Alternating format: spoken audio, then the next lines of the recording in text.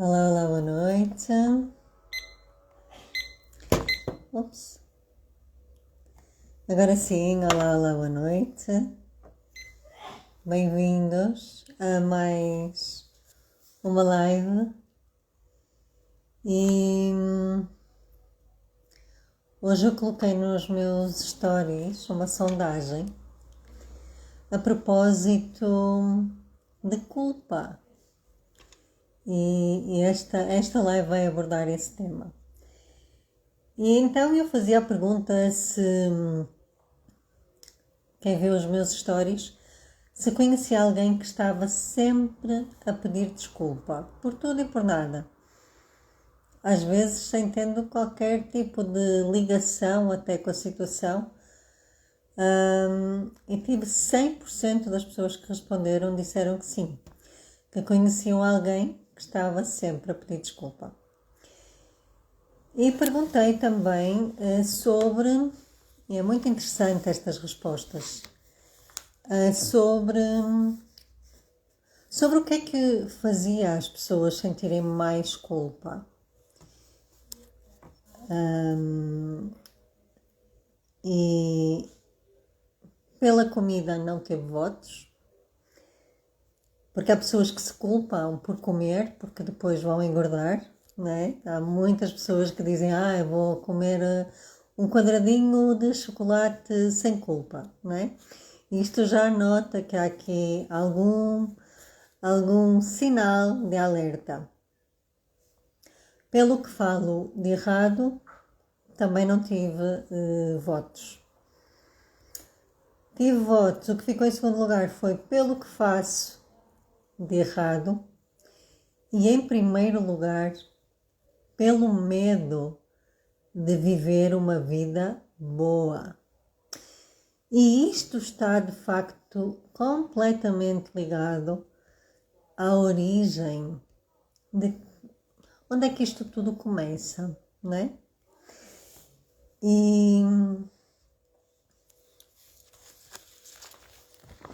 é isso que nós vamos abordar hoje.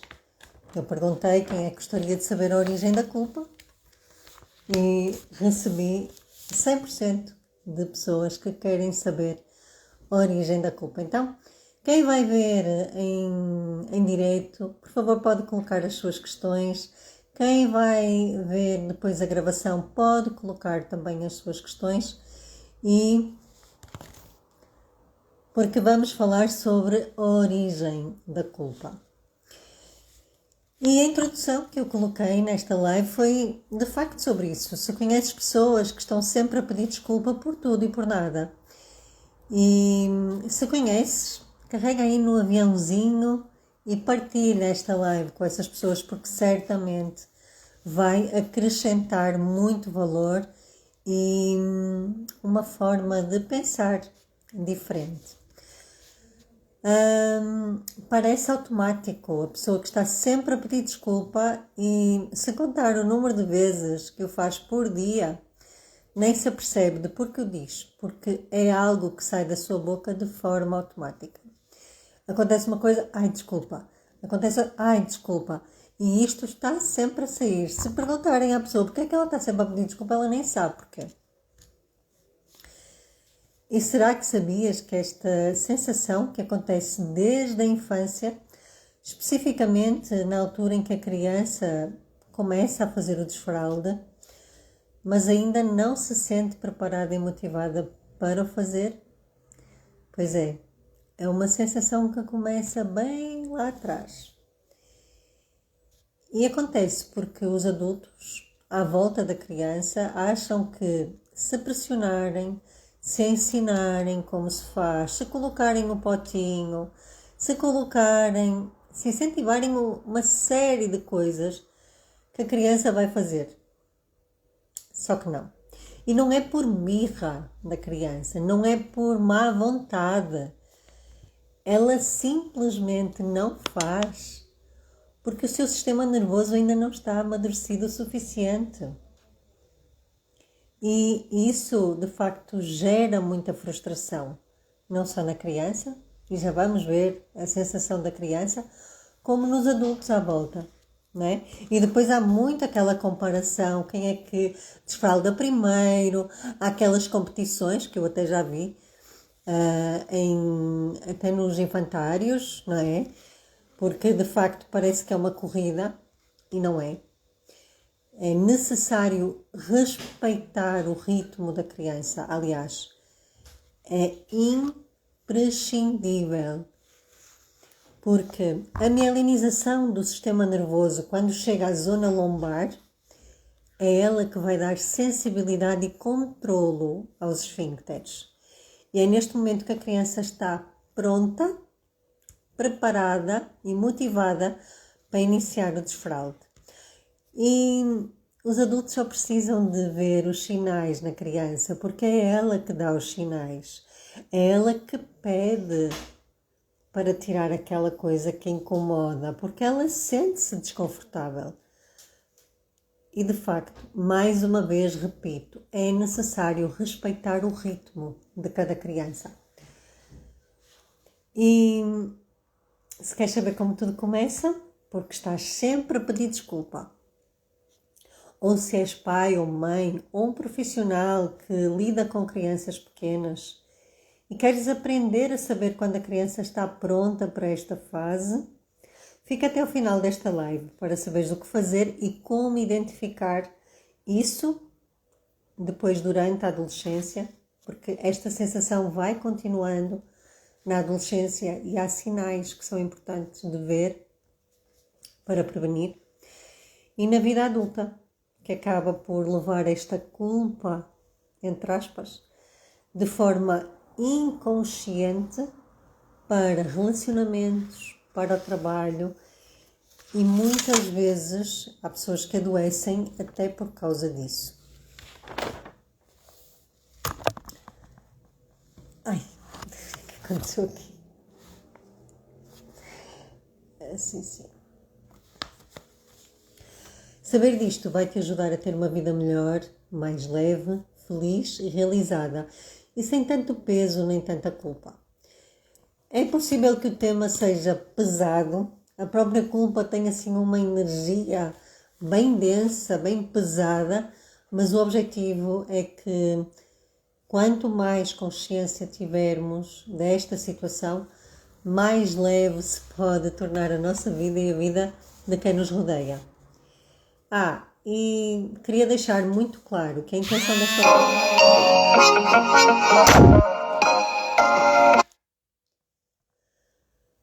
mas sim expandir a consciência para sermos a cada dia adultos mais responsáveis e possamos fazer escolhas melhores.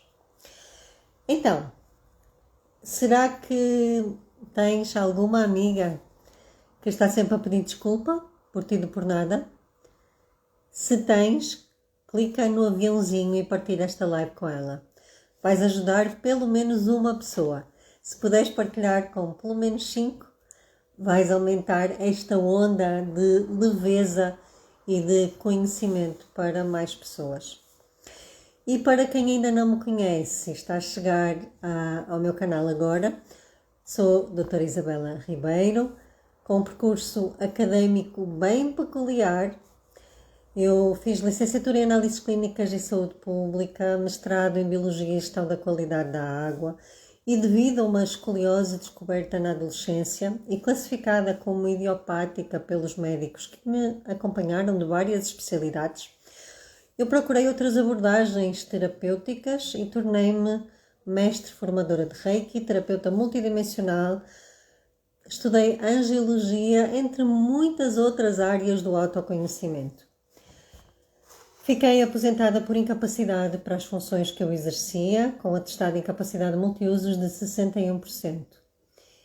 E isto foi há cerca de 5 anos atrás. A minha cabeça funcionava, mas o meu corpo não respondia. E eu ainda não sabia que o corpo tinha uma inteligência brutal e que nos protege de muita coisa.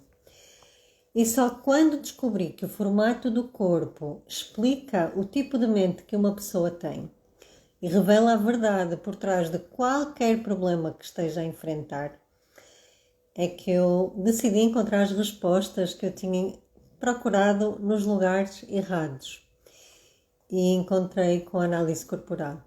Tornei-me analista corporal certificada pelo Corpo Explica. Foi o meu primeiro caso de sucesso e decidi levar este conhecimento adiante. Atualmente estou também a fazer um outro curso sobre o genograma e bases sistémicas que me ajuda a interligar tudo isto e a tornar-me cada vez mais especializada no relacionamento entre pais e filhos adolescentes. E uma das coisas que mais amo na vida é impactar de forma positiva a vida das pessoas. E, de facto, quanto mais pessoas souberem que o formato do seu corpo explica como a sua mente funciona e revela a verdade por trás de qualquer problema que esteja a enfrentar, mais pessoas teremos no mundo a viverem os seus recursos e a fazerem escolhas melhores. Então, quem é que se identifica com o termo eu sinto culpa e não sei porquê, eu não sei de onde é que isto vem?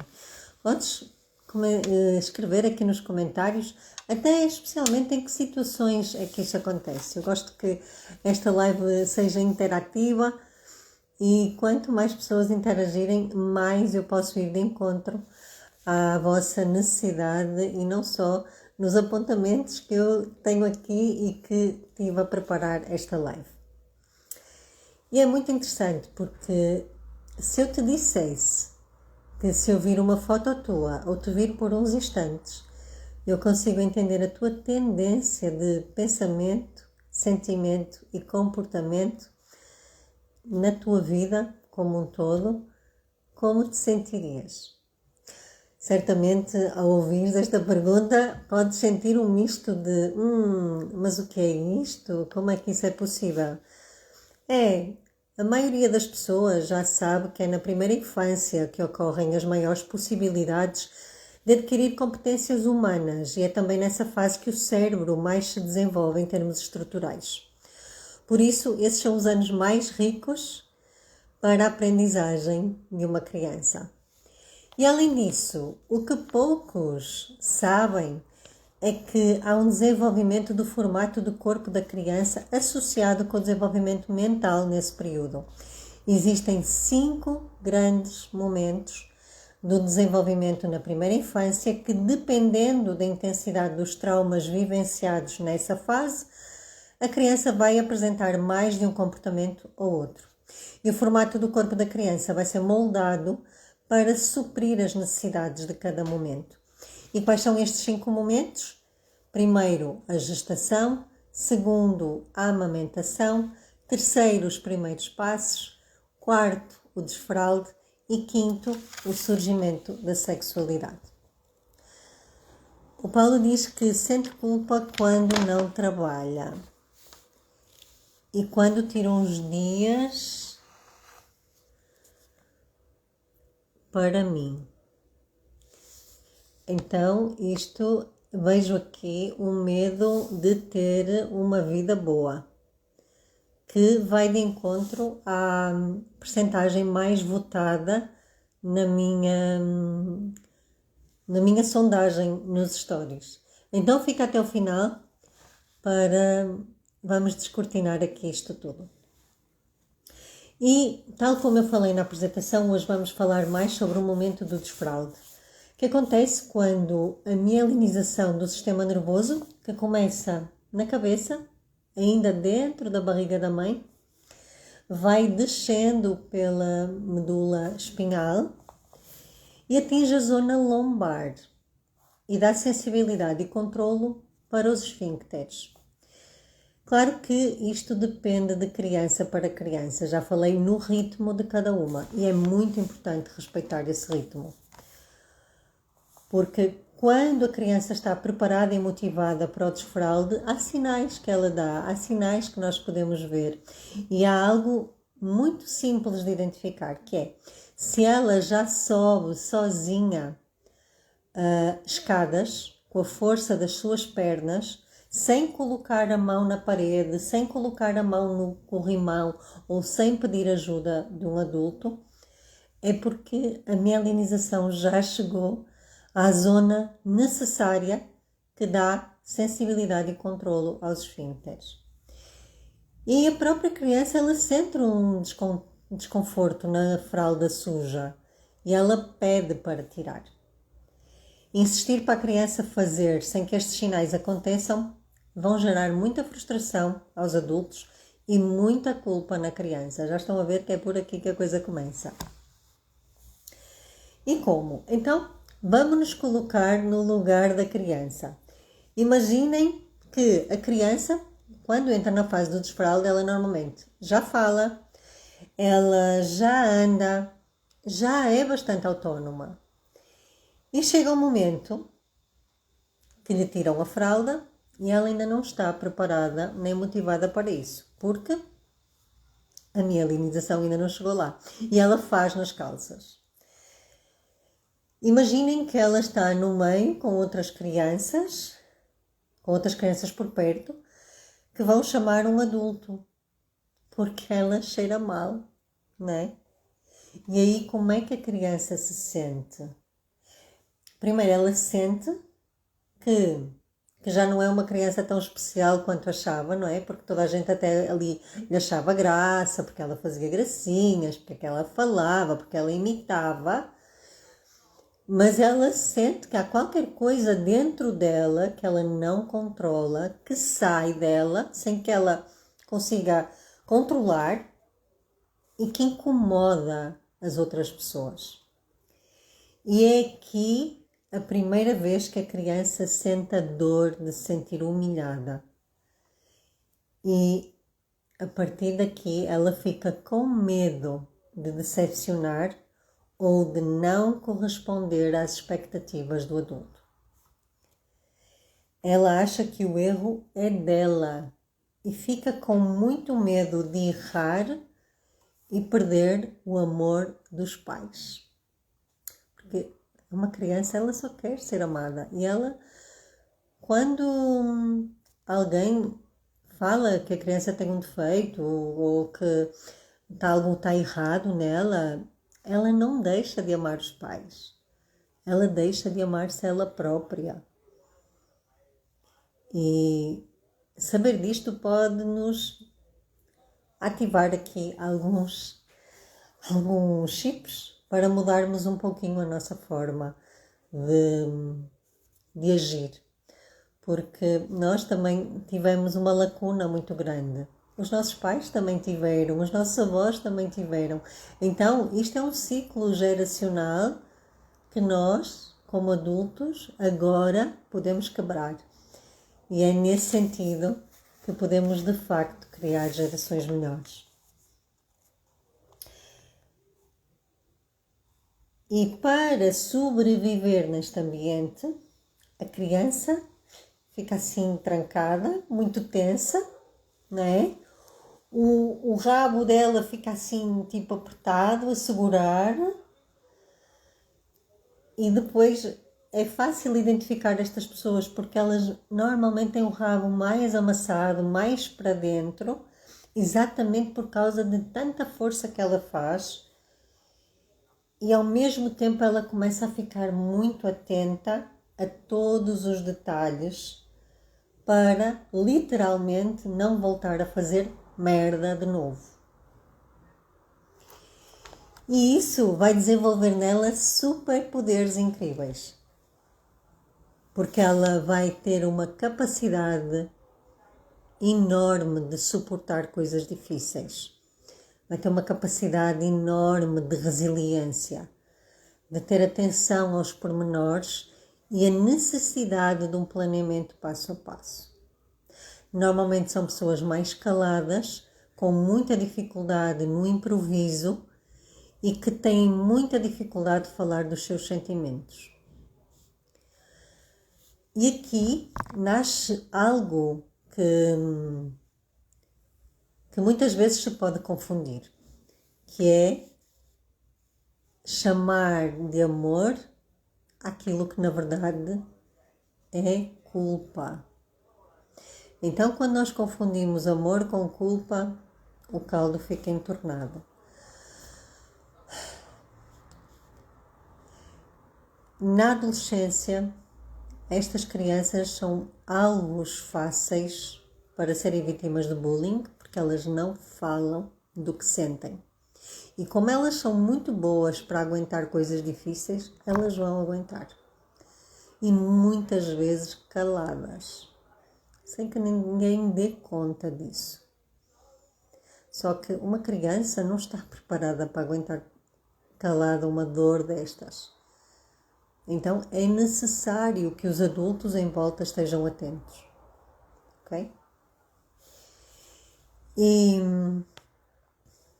é muito fácil para estas pessoas, elas vão desenvolver uma alta dependência emocional, que é um distúrbio de prioridades, que a faz deixar de lado os seus sonhos e o seu amor próprio para viverem expectativas e opiniões de outras pessoas. E uma baixa ambição. Então, associando uma alta dependência emocional e uma baixa ambição, é mais fácil para estas pessoas viverem o sonho e as expectativas dos outros do que o delas mesmas. São pessoas que carregam o mundo nas costas e sentem-se responsáveis por tudo o que acontece.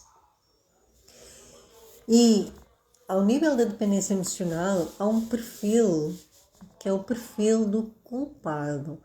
Eu já falei nos 5 perfis, mais aprofundadamente no perfil cuidador, e hoje eu vou falar especificamente no perfil culpado, que pode ter a ver exatamente com pessoas que sentem muito mais a dor da humilhação na fase do desfraude, mas que pode acontecer em qualquer etapa do desenvolvimento, desde a gestação até aos 5 anos. Porque há outras situações geradoras de culpa que muitas vezes nós não estamos tão sensibilizados. E muitas vezes só quando acontecem nós não conseguimos prever as consequências e depois é que as consequências se revelam e nós nem fazíamos ideia de que isso poderia ter alguma ligação. Por exemplo, quando os pais discutem, isso gera culpa na criança. A criança, quando olha e vê os seus pais a discutirem e ela fica ali no meio, ela sente culpa, porque ela acha que os pais estão a discutir por causa dela.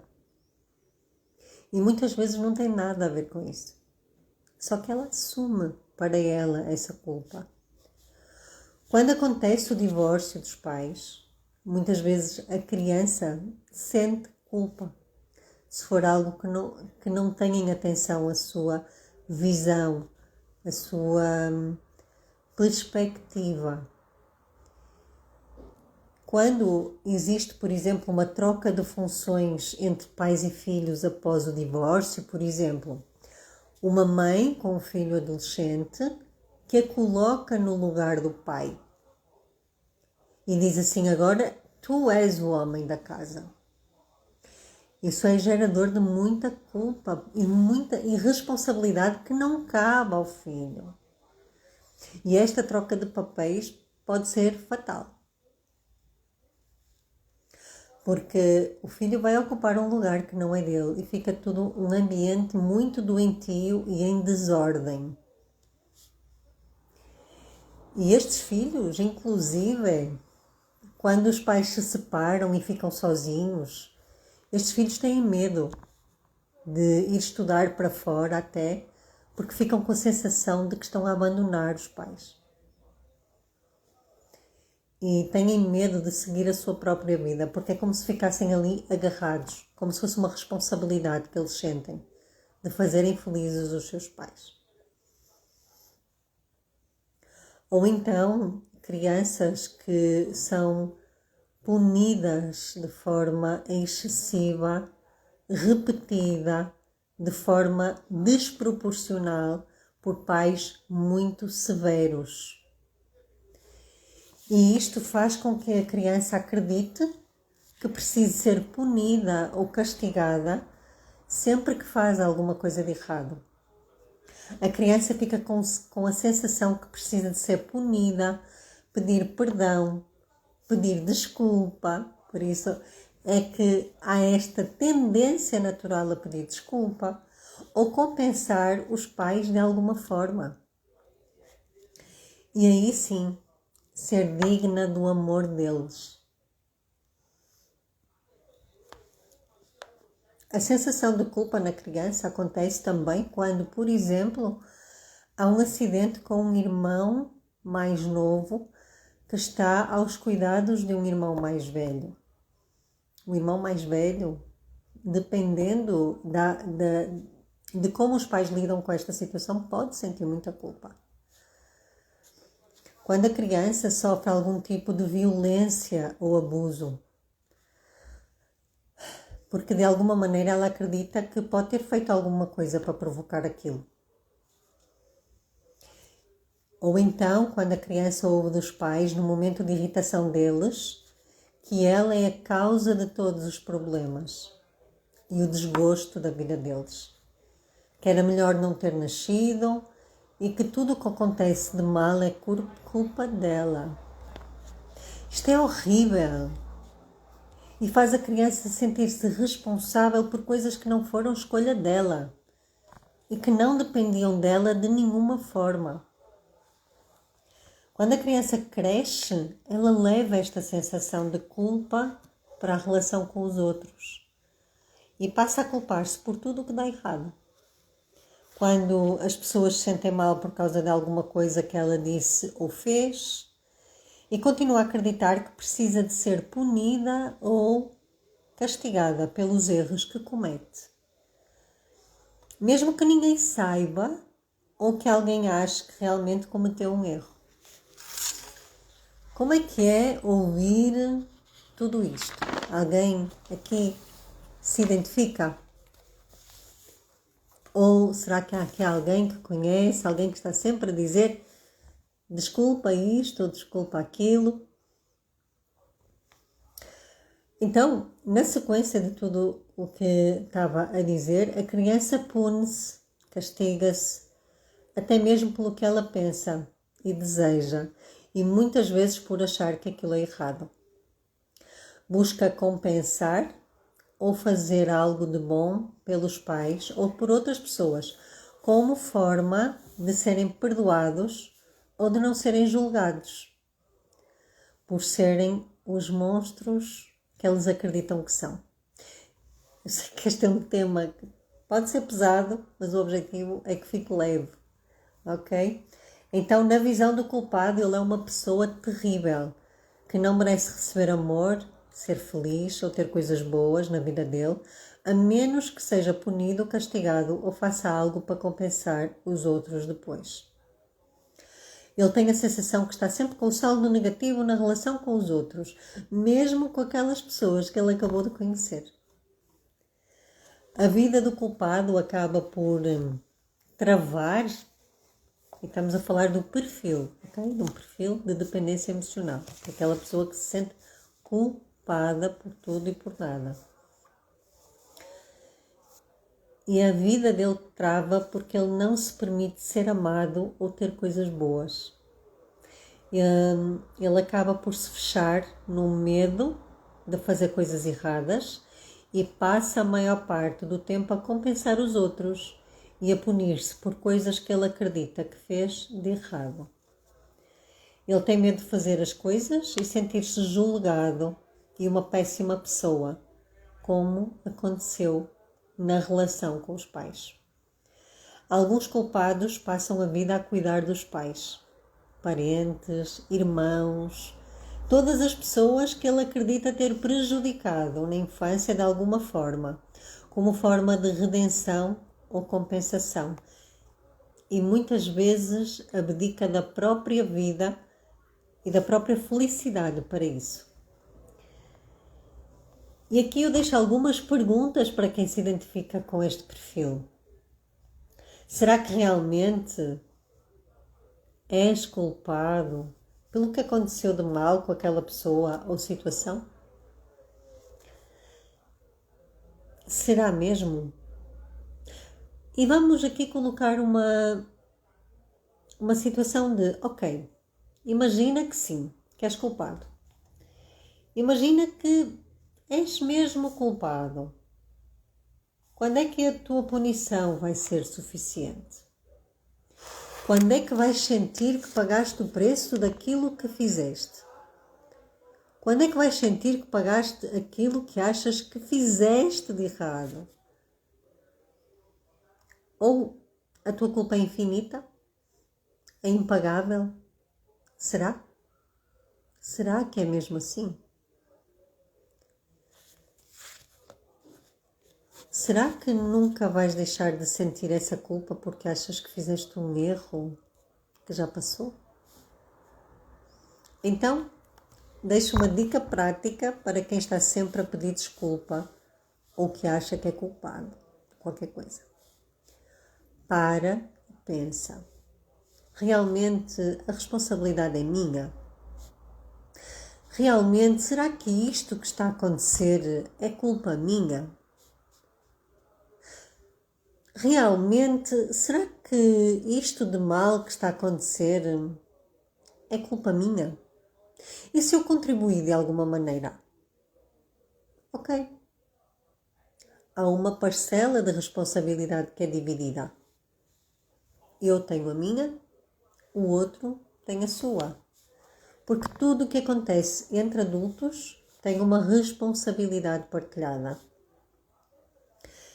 E se eu ficar a carregar a responsabilidade do que aconteceu sozinha nesta relação, a vida nunca vai ser leve. Nunca vais conseguir ser feliz. Então, vamos aqui a uma dica prática para sempre que algo de errado acontecer. Respira e antes de tentares pegar na culpa e a responsabilidade inteira para ti, para e pensa. Ok, tenho a minha parcela de responsabilidade e de culpa aqui, mas também tem a parcela do que a outra pessoa escolheu fazer, o que ela resolveu fazer, e isso eu não posso escolher por ela. Então é muito importante cuidar apenas da sua parcela de responsabilidade. E dentro de uma relação de adultos é 50% para cada lado. Para pais e profissionais, deixo algumas orientações também. Atenção aos sinais do desfraldo. Atenção aos filhos que têm um corpo mais quadradinho, com os ombros tão largos quanto a zona da anca. Para pais que têm filhos que sentem muita tensão aqui na zona mandibular ou até têm bruxismo. Tudo isto são sinais de que a culpa pode estar aqui a destruir por dentro uma pessoa. Que mais fácil vai ficar vulnerável a situações de bullying, a relações abusivas, seja na vida pessoal, seja profissional. Então é muito importante que se atualizem com formação e autoconhecimento. E uma das formas mais rápidas de ter a clareza e o conhecimento de tudo isto é fazerem a análise corporal. E eu criei inclusivamente um programa que foi no início da pandemia, sobre pais e filhos tranquilos e confiantes, mesmo em tempos desafiantes, em que eu abordo todas as etapas, não só do crescimento de um adulto, das necessidades da criança, que é muito maior quando ela é pequenina, até aos 5 anos, do que na adolescência ou na vida adulta, né? Porque ser pai e mãe não é para sempre. Ser pai e mãe é uma função que dura até o filho se tornar adulto. e é importante libertá-los para seguirem a vida adulta, tal como acontece na natureza. E a ideia não é encontrar culpados nesta live. Essencialmente é partilhar conhecimento e pensar assim, ok, eu até hoje não sabia disto. Hoje sei. A partir de hoje eu posso começar a fazer escolhas melhores. Eu, se calhar, preciso de resolver algumas coisas em mim. Porque quando eu grito, diz mais sobre mim do que sobre o outro. É como se a minha criança de 5 anos continuasse ainda com alguma ferida visível. E é muito fácil testar isto, que não tem a ver com o outro. Imaginem que eu estou assim, alguém vem e toca aqui no meu ombro. É tranquilo. Agora imaginem que eu estive a apanhar sol, fiquei ligeiramente queimada do sol e vem alguém e toca o meu ombro. Isto vai doer. Eu vou sentir. Mas será que foi por causa do outro? Eu já estava queimada, não é? O outro só tocou. Então é muito importante fazer esta via do autoconhecimento e a análise corporal permite, de facto, através do formato do corpo, explicar como a mente de uma pessoa funciona e revelar a verdade por trás de qualquer problema que ela esteja a enfrentar. Então, se tiverem alguma questão, podem deixar aqui nos comentários, enviar-me mensagem e recomendo que agendem a análise corporal. Tem sido a última porta que muitas pessoas batem para, de facto, entenderem, se encontrarem as respostas com clareza de quem são e como é bom ser como são. Um beijinho grande e até breve.